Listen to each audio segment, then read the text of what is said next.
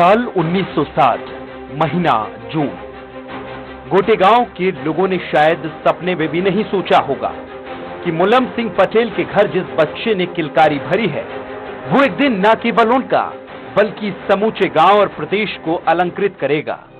जी हां, इसी दिन भाजपा के दबंग नेता प्रहलाद पटेल इस जमी पर अवतरित हुए थे। कहते हैं कि होनहार बिरबान के होत न चिकने पात, बस इसी कहावत को प्रहलाद बचपन से ही चरितार्थ करने लगे थे।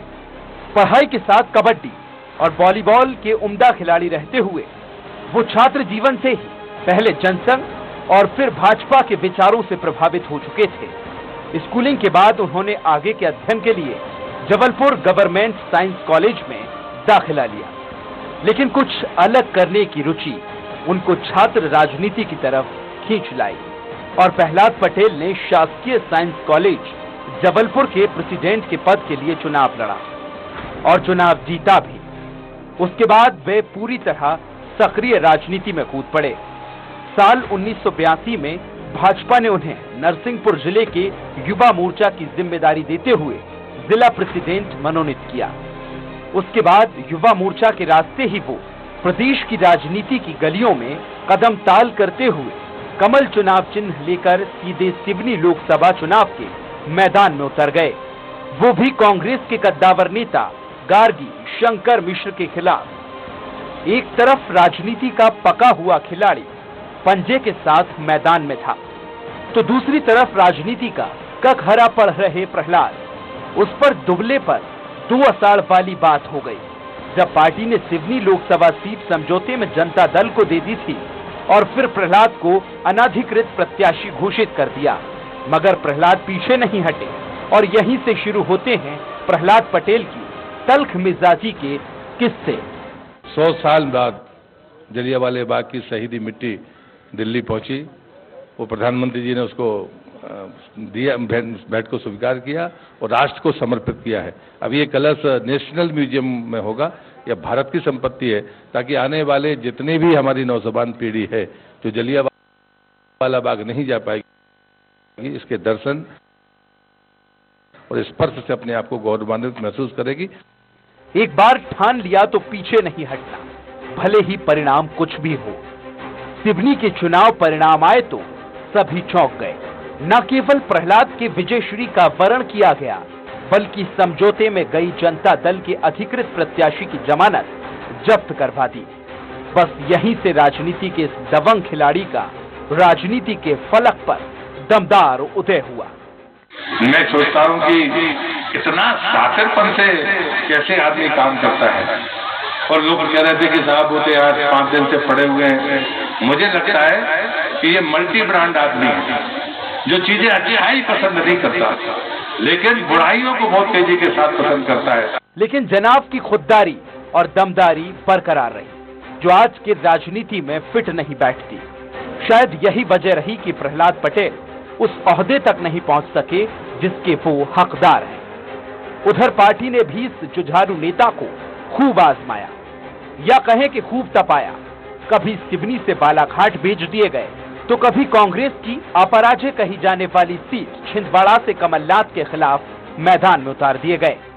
इस बात का आप खुद भी अंदाजा लगा सकते हैं कि वो 5 बार सांसद बने, तो 3 अलग अलग संसदीय क्षेत्रों से, पहले सिवनी, फिर बालाघाट और अब दमोह।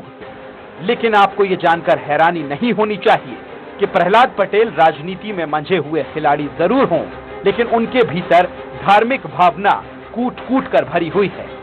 कहा जाता है कि नर्मदा मैया की पूर्ण परिक्रमा करना बहुत ही दुस्साहस से भरा हुआ है और कठिन भी, लेकिन प्रहलाद जी ने नर्मदा मैया की 2 बार पूर्ण परिक्रमा की है। शायद मां नर्मदा की कृपा उन पर आज तक बनी हुई है कि सियासत के कई उतार चढ़ाव देखने के बाद भी आज भी वो अपने मुकाम पर कायम है। लेकिन जो हमारी चुनौती है वो है ब्रांडिंग की, मार्केटिंग की, पैकेजिंग की और क्वालिटी को बनाए रखने की। हम क्वालिटी रखते होंगे, लेकिन अगर उसका सर्टिफिकेशन नहीं है तो हम दुनिया के मार्केट में सफल नहीं हो सकते हैं। इस काम के लिए मंत्रालय मदद के लिए तैयार रहता है। बहरहाल प्रहलाद पटेल मौजूदा समय में मोदी सरकार 2 में जल शक्ति और फूड प्रोसेसिंग इंडस्ट्री मंत्रालय के राज्य मंत्री का दायित्व संभाल रहे हैं। प्रहलाद पटेल से स्वराज एक्सप्रेस ने इन्हीं सारे मुद्दों पर खरी खरी बात की।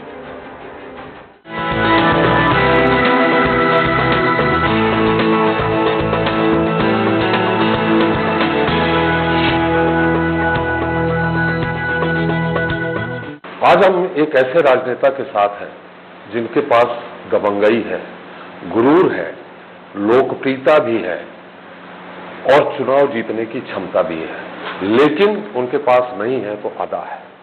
और वो अदाकारी ही आज के राजनीतिक जीवन में गलियां नापने के लिए सबसे महत्वपूर्ण है। जी हाँ, ये राजनेता हैं हमारे साथ केंद्रीय राज्य मंत्री प्रहलाद पटेल जी, जो 5 बार सांसद बने हैं। और महत्वपूर्ण बात यह है कि 3 अलग अलग संसदीय क्षेत्रों से वो चुनाव जीते हैं, लेकिन उन्होंने अपनी जो गरिमा है, अपना जो गुरूर है, उससे कभी उन्होंने समझौता नहीं किया। जी हाँ, हमारे साथ इस समय प्रहलाद पटेल जी हैं। प्रहलाद जी, आपका बहुत बहुत स्वागत है स्वराज एक्सप्रेस के हमारे खास कार्यक्रम में। पहला एक छोटा सा सवाल यही है कि आज के समय में जो अदाकारी है वही राजनीतिक जीवन में सफल बनाती है, और आपने उससे समझौता नहीं किया। शायद ये वजह कि आज जो आपका एक मुकाम होना चाहिए वो मुकाम से थोड़ा कहीं पीछे है। मैं आपकी राय से पूर्णतः असहमत हूँ। जो परिणाम की बहुत चिंता करते हैं उनके आकलन करने का यही तरीका है जो आप कह रहे हैं। मैं उस मिजाज का आदमी नहीं। राजनीति सिर्फ चुनाव जीतना नहीं है। राजनीति जब हमको जो पंचनिष्ठाएं हम जानते हैं उसमें नैतिक मूल्यों पर आधारित राजनीति उस पंचनिष्ठा का एक बड़ा पक्ष है जी। और मैं ये दावे के साथ कह सकता हूं कि नैतिक मूल्यों पर जो राजनीति होनी चाहिए मैंने जीवन पर्यंत वो की है। इस पर मुझे अपने समर्थकों से सर्टिफिकेट नहीं चाहिए, लेकिन जिनने मुझे बांटे सर्टिफिकेट उनको तय करना होगा। स्वामी स्वरूपानंद जी है, उनने मुझे एक बार राक्षस कहा था जी। बहुत सारे लोग हैं जिनने मुझे गुंडा कहा जी। आम आदमी क्या कहता है या, लेकिन वो जो मेरे विरोधी थे अब शायद उनकी राय बदल गई है। तो राय उन्हीं ने बनाई और उन्हीं ने बदली। मैंने न राय बदली न राय बदली, फर्क नहीं पड़ा जी। जब आप पहली बार चुनाव लड़े थे सिवनी से लोकसभा का, आपके सामने गार्गी शंकर मिश्र जैसे दबंग नेता, जो जनता लहर में 40 सीटों में से एकमात्र सीट कांग्रेस जीती थी तो गार्गी शंकर मिश्र जीते थे, उनके सामने थे। और प्रत्याशी ने भी, पार्टी ने भी ये कहा था कि आप अधिकृत प्रत्याशी नहीं, फिर भी आप चुनाव जीत गए। तो उस समय आपको कैसा लग रहा था कि गार्गी शंकर मिश्र के सामने आप चुनाव लड़ रहे हैं? आप बहुत ज्यादा युवा थे, उस समय आप कैसा महसूस कर रहे थे? लगता है कि देखो, बायोग्राफी जिसको लिखनी है उसको ये सवाल करना चाहिए जी। मेरे स्वर्गीय मित्र शिव चौधरी थे, नहीं है दुनिया में जी। उन्होंने लिखा था पुराने खत पढ़ने का मजा ये है कि जवाब नहीं देने को जी। यदि आप मेरी बायोग्राफी के लिए मुझे प्रश्न कर रहे हैं तो मेरा जवाब देना ठीक है, लेकिन जब मैं चुनाव लड़ रहा था तब मैं विवेक होकर चुनाव लड़ रहा था जी। उस समय की परिस्थितियों का जो विश्लेषण करेंगे वो गिने चुने लोग हैं जो बच्चे हैं, उनमें से कोई बचा नहीं जी, जो उस परिस्थिति का दृष्टा थे या जो उस बारे में जानते थे जी। लेकिन हाँ, जनता का जो जनादेश होता है वो चुनाव का सबसे बड़ा पक्ष था। एक पक्ष था कि गार्गी शंकर जी चुनाव हारे, दूसरा पक्ष था कि जनता दल के जो उम्मीदवार थे जी। तो मैंने शायद घोषणा की थी यदि मैंने उनकी जमानत जब्त नहीं की जी तो मैं जीतने के बाद भी संसद में नहीं जाऊंगा जी। तीसरी बात है जो लोगों को पता नहीं है जी, लेकिन चूंकि अब दोनों महापुरुष हमारे नहीं है, कैलाश जी भी, जोशी जी भी नहीं है, पटवा जी भी नहीं है जी। पार्टी में जब वापसी की बात आई थी तब मुझे ये कहा गया था कि मुझे माफी मांगनी चाहिए। तो मैंने उस समय साफ कहा था कि माफी मांगने के लिए मैं तैयार नहीं हूँ, लोकसभा से इस्तीफा देने के लिए तैयार नहीं हूँ। मैं पहला चुनाव जीता हूँ, शपथ लेने नहीं जाऊंगा। मुझे लगता है ये जो बातें हैं इन बातों का मायने पदों के उससे नहीं लगाया जा सकता। तो मेरे मन के भीतर अगर ये होता कि गार्गी शंकर से चुनाव जीतूंगा या नहीं जीतूंगा, वो विश्वास तो था जी। मेरे मन में ये भी विश्वास था कि जो समझौते के उम्मीदवार है उनकी जमानत जब तक नहीं हुई तो मैं जीतने के बाद भी नहीं जाऊंगा। अब ये बड़बोलापन हो सकता है, लेकिन उस समय तो बड़बोलापन भी हम नहीं जानते थे, लेकिन आत्मविश्वास था कार्यकर्ता और जनता का जो स्नेह वो अभूतपूर्व था जी। वो जीवन में कृपा से ही संभव है जी, जहाँ पर पार्टी आपको बाहर कर दे। तो उसके बाद में अगर ऐसी चीजें बन जाए मैं नहीं मानता कि मेरी क्षमता थी, तो कृपा थी। नहीं, हम सवाल ही आज हम आपसे वही करने आए हैं। पहले की राजनीति और अब की राजनीति में, नई राजनीति में, अभी के मंत्रिमंडल के विस्तार में हर कोई बात करता है। मैं इसीलिए जानना चाह रहा हूँ, आप जब 89-90 में सांसद बने थे और अब फिर सांसद हैं, मंत्री भी हैं, पहले की भाजपा और अब की भाजपा में कुछ अंतर पाते हैं आप? मैं कोई तब्दीली नहीं देखता। समय के साथ में जो चीजें पार्टी को जरूरी लगती थी, उसकी दृष्टि से पार्टी ने खूब परिवर्तन किया। विचारधारा के साथ समझौता नहीं किया, संगठनात्मक क्रियाकलाप में बहुत परिवर्तन किया, पीढ़ी बदल की जरूरत पड़ी तो पीढ़ी बदल का काम किया। और मैं मानता हूँ उसी का परिणाम है कि हमें पास में जो नेतृत्व था वो एक अनुभव लेकर आया हुआ नेतृत्व था, संपूर्ण रूप से समर्पित नेतृत्व था। तो जो दिशा बनी है पार्टी की, सरकार के ऊपर दिखती भी है, ये बदलाव जरूरी थे। ये बदलाव अगर नहीं होते तो हम ये इतिहास बदलने के काम नहीं कर पाते। धारा 370, राम जन्मभूमि मंदिर का निर्माण, या आम गरीब आदमी को आजादी के 75 वर्ष में हम गैस दे दें, मकान दे दें, पीने का पानी घर तक पहुंचा दें, ये लक्ष्य प्राप्त नहीं कर सकते। जी, आपने कहा कि जिस पीने के पानी की बात आई है, तो जो पहाड़ी क्षेत्र है वहाँ जल शोधन की एक बड़ी चुनौती है। जल शक्ति विभाग है आपके पास, उसके लिए क्या महत्वपूर्ण काम हो रहे हैं? नहीं, मुझे लगता है तकनीक इतनी मजबूत है, अब कोई समस्या नहीं है। आप बहुत पुराना प्रश्न कर रहे हैं। आज की तारीख में श्रीनगर जाइए, श्रीनगर में ग्रेविटी से पानी आ रहा है। श्रीनगर के 100 गाँव में 100% परिवारों को पाइपलाइन के द्वारा पानी पहुंच चुका है, और कभी उन्होंने सोचा नहीं था कि उनको पाइपलाइन के द्वारा पानी मिलेगा। ले चले जाइए, कारगिल जैसी जगह में जब कोई कल्पना नहीं कर सकता था कि पाइपलाइन के द्वारा पानी मिलेगा, वहाँ पानी पहुंच रहा है। जल शोधन संयंत्रों की जहां तक बात है, अगर आप उत्तराखंड, उसका सबसे अच्छा उदाहरण है। हमारे 33 STP थे जो कंप्लीट हुए हैं, और उसका परिणाम है कि गंगोत्री से लेकर हरिद्वार तक जो पानी है वो पीने लायक पानी हो गया, ये प्लस हो गया। मगर पॉल्यूशन की दृष्टि से कहें, STP प्लांट गंदे पानी को शुद्ध करने वाला, पीने वाले पानी में अगर कोई दोष है तो उसको हम करके दें, पर पहाड़ के पानी में कोई दोष ऐसा है नहीं। लेकिन अगर जरूरत पड़ती है तो उसके लिए लगाने की तकनीक उपलब्ध है।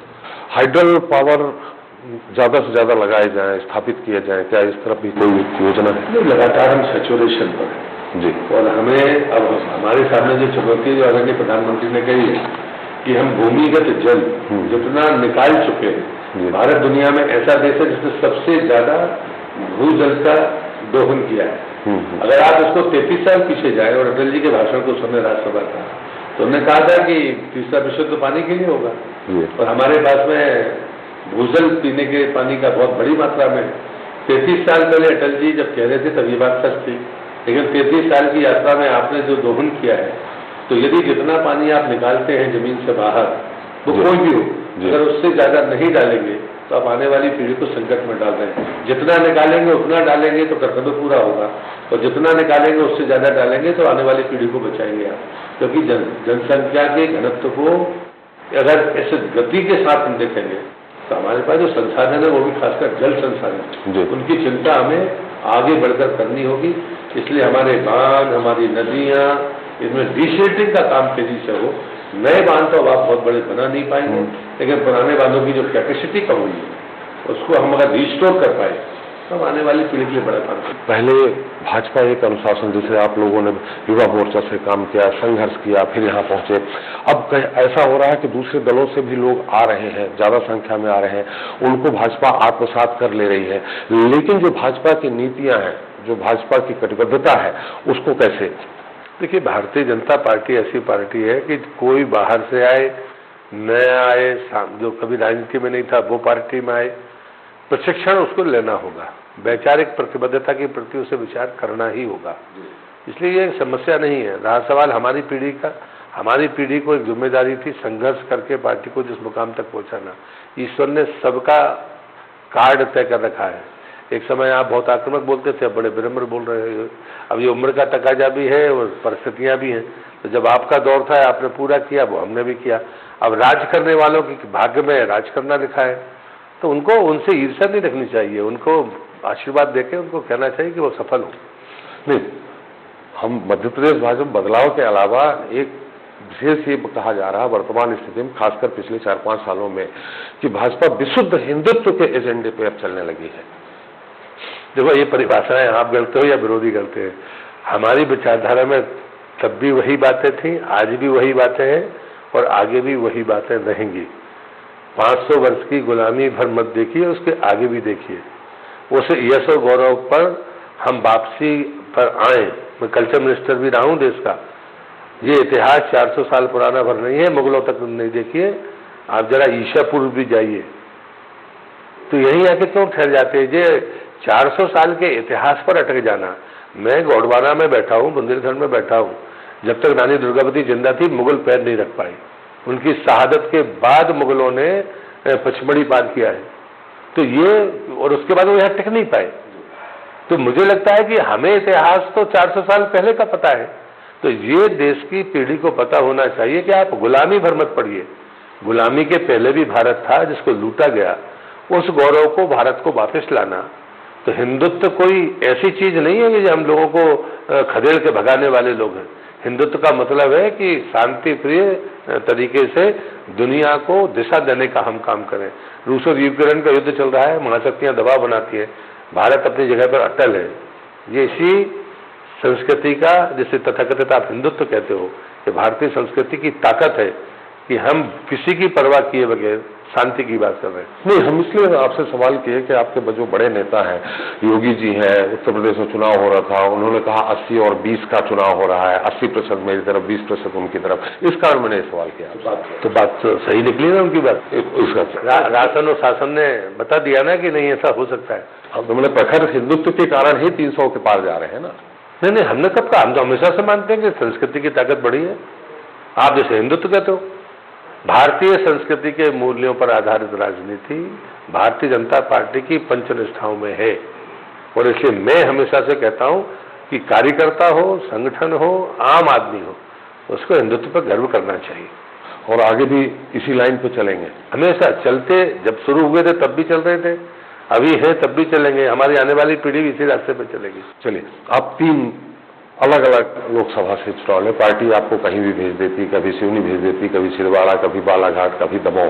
तो जब आप दूसरे क्षेत्र में जाते हैं तो सामान्य तौर पे अपने क्षेत्र में रहते हैं तो आम जो कार्यकर्ता है सबसे मुलाकात, जब नई जगह जाते हैं तो कैसे कार्यकर्ताओं के साथ आप सामंजस्य बिठाते हैं? अब आप लोग सर्टिफिकेट बांटते हैं तो दबंगई है, बाकी चीजें हैं, तो लोग समझ जाते होंगे कि भाई दबंग आदमी है तो दे दो उसको वोट। ऐसा भी हो सकता है। अब ये तो जनता को पूछना पड़ेगा। प्रहलाद पटेल अपने आप को सर्टिफिकेट नहीं दे सकते, लेकिन जब आप लोग सर्टिफिकेट बांटते हैं उसका फायदा भी हमको हो जाता है कई बार। कभी कभी आपको नहीं लगता है कि जब हम भाजपा बदल रही है तो आप भी थोड़ा सा बदलें? भाजपा में कोई बदलाव नहीं, मुझ में भी कोई बदलाव नहीं है। ये गलतफहमी में मत रहिए। ना भाजपा बदली है, ना प्रहलाद पटेल बदले हैं। आप लोगों के नजरिए बदले हैं या जिनने ये सर्टिफिकेट बांटे उनके नजरिए बदले हैं। दिग्विजय सिंह जी से पूछिए कि वो मुझे पहले क्या बोलते थे, आज क्या बोलते हैं। मुझे मत पूछिए। इसलिए मैं हमेशा से कहता रहा हूं कि मेरे बारे में राय मेरे समर्थकों से मत लीजिए, मेरे विरोधी से लीजिए। जैसे मैंने कहता हूं, मैंने कभी शराब नहीं बांटी और बंटने भी नहीं दी, उसके लिए गुंडागर्दी करनी पड़ी है तो सामने छाती पर खड़े हुए। तो लेकिन मैं हमेशा कहता हूं मेरे लोगों से मत पूछो, जो मेरे खिलाफ चुनाव लड़ा उससे पूछो। ये सर्टिफिकेट तो शंकराचार्य जी ने दिया आपको, स्वरूपानंद जी ने, दबंगई वाली। तो इसलिए उनके शब्दों को अपने मुंह में डाल के मुझसे मत पूछिए। तो अच्छा रहा कि आपने स्वीकार कर लिया। नहीं, मैंने तो कहा, उन्हें दबंग नहीं कहा, उन्होंने राक्षस कहा था भैया, मैंने पहले कहा आपको। जितना आप उनका विरोध करते थे, जितना आपको विरोध करते थे, मैं वो समय भी देखा हूं जब 85 का, उसके बाद आप और निखर के आते थे और जितना ही वो आपके खिलाफ बोलते थे। ये युद्ध इस बात का नहीं था कि मैं उनका पद चाहता हूं, उनकी प्रतिष्ठा गिराना चाहता हूं या हासिल करना चाहता हूं, सवाल नहीं। मेरे गुरुदेव परम पूज्य शिवाजी जी ने मुझसे कहा था, तुम्हारे द्वारा गौ, ब्राह्मण और कन्या का अहित नहीं होना चाहिए। मैंने उनसे दीक्षा ली थी, इसलिए मैंने अपनी मर्यादाओं का पालन किया। जब उल्लंघन वहां से हुआ तब मुझे जवाब दिया। वो भी कभी ये नहीं कह पाए कि मैंने गलती की है। इसलिए मैंने कहा ना कि होता है, एक दौर है, परिस्थितियां थी, लेकिन मैं अपनी जगह पर सही था। थोड़ा सा अतीत की तरफ, आपने नर्मदा माता जी का परम भक्त है, आपने वाकई जो नर्मदा परिक्रमा होती है वो आपने किया है। मैंने आपको उस समय उसमें भी देखा है, आप एक लंगोट पहन करके, फट्टी बांध करके आप चल रहे थे। कोई एकाध दर्शकों को उस समय कठिनाइयों का दृश्य आप याद हो, आपके स्मरण में हो तो? देखिए, मैं हमेशा से जो परिक्रमा करता है मैं उसे परिक्रमावासी मानता हूँ। परिक्रमावासी कोई परिक्रमा श्रेष्ठ नहीं होती, कोई परिक्रमा कम नहीं होती। माँ के किनारे जो चला, जैसे चला, वो परिक्रमावासी है। लेकिन मैंने अपने गुरुदेव की आशीर्वाद से उनकी सेवा करते हुए किया। तो वो परिक्रमा को कहते थे कि माँ से एक टाइम का भिक्षा मांग के निकलो और उसके बाद में एक टाइम से ज्यादा का होना नहीं, 5 घर से ज्यादा 6वें घर से मांगना नहीं, क्योंकि आप भिखारी नहीं है, परिक्रमावासी हैं। आप भिक्षा लेने जा रहे हैं, जो 5 परिवारों में मिले उससे उतना ही लीजिए और उससे अपना गुजारा करिए। एक टाइम आप अपनी माँ से लेकर चले हैं तो वो एक टाइम का भोजन आपके पास है, दूसरे टाइम का आपकी झोली में होना नहीं। वो अलग चलते थे, वो दिन में 12 बजे जब धूप तपती थी और रेत गर्म होती थी तब चलना शुरू करते थे, और शाम को 4 बजे जब धूप कम होने लगती थी तो कहते आसन लगा दो, चलना बंद। तो अब ये तपाना था उनको कि वही हो, किसी परिवार में रुकते नहीं थे, तक छोड़ते नहीं थे। तो परिक्रमा का वो आनंद हमने लिया है कि माई हंस की आंख से ओझल नहीं हुई, ये लेकिन इसमें मेरा कोई पुरुषार्थ नहीं है। परम पूज्य श्रीवासी जी का सानिध्य था, उनकी सेवा में थे, तो जीवन में शायद मेरे पूर्वजों की कोई पुण्याई रही होगी तो मैं कर गया। दोबारा मैं जब सपत्नी गया था तब भी मैंने किनारा नहीं छोड़ा, और बाबा ने मुझसे कहा था कि क्या दोनों तट की कैमरे से फोटो ले सकते हो? तो मैंने तो यार अजीब पागलपन है, कौन कर सकता है। लेकिन जब मैं दूसरी बार गया तो वो मुझसे हो गया, और 72 घंटे की वीडियो मैनुअल वीडियोग्राफी मेरे पास है, अब जो दुनिया में शायद किसी के पास नहीं हो सकती, वो कोई शायद कर भी नहीं सकता। चलिए, आखिरी आप मध्य प्रदेश के, देश के और स्वराज एक्सप्रेस के दर्शकों को कुछ कहना चाहेंगे? मैं आज संयोग बस हनुमान जयंती है, तो मैं यही प्रार्थना करूंगा कि हनुमान जी के सामने रखकर अगर हम देखते हैं तो संयम की पराकाष्ठा अगर है तो प्रभु हनुमान जी में है, भक्ति है तो उनमें है, साहस है तो उनमें है, अहंकार खुद के पास भी नहीं, अहंकार बर्दाश्त भी नहीं, इतने तमाम गुण हैं। और मुझे लगता है कि हम सब संकल्प लें कि वो भारतीय संस्कृति के आधार पर जिसे लोग हिंदुत्व कह देते हैं उसकी तरह अपना आचरण करेंगे तो हम अपना भी भला करेंगे, देश का भी भला करेंगे और दुनिया का भी भला करेंगे। हिंदुत्व ही ऐसा आइडियोलॉजी है, सनातन की परंपरा ही ऐसा विचार है जो विश्व बंधुत्व की और विश्व शांति की बात करता है। और इसलिए मुझे लगता है कि आज के दिन हम उनकी का स्मरण करते हुए इस पर पूरी सामर्थ्य के साथ आगे बढ़े, यही मैं बहुत बहुत धन्यवाद आपको, स्वराज एक्सप्रेस को आपने समय दिया। ये थे हमारे केंद्रीय राज्य मंत्री प्रहलाद पटेल जी। मैंने बहुत सारे सवाल किए, लेकिन आपने भी देखा होगा, हमने जैसा शुरू में कहा था, उन्होंने तो स्वीकार नहीं किया कि मैं दबंग हूं, लेकिन उन्होंने जो अपने उत्तर दिए हैं उससे आप जरूर स्वीकार कर लेंगे कि एक दबंग, गुरूर वाले, लोकप्रिय नेता हैं, लेकिन समझौता नहीं। और अगर समझौता नहीं तो भले उनको राजनीति में कितना भी परेशानी झेलनी पड़ी हो, लेकिन उन्होंने कभी समझौता नहीं किया।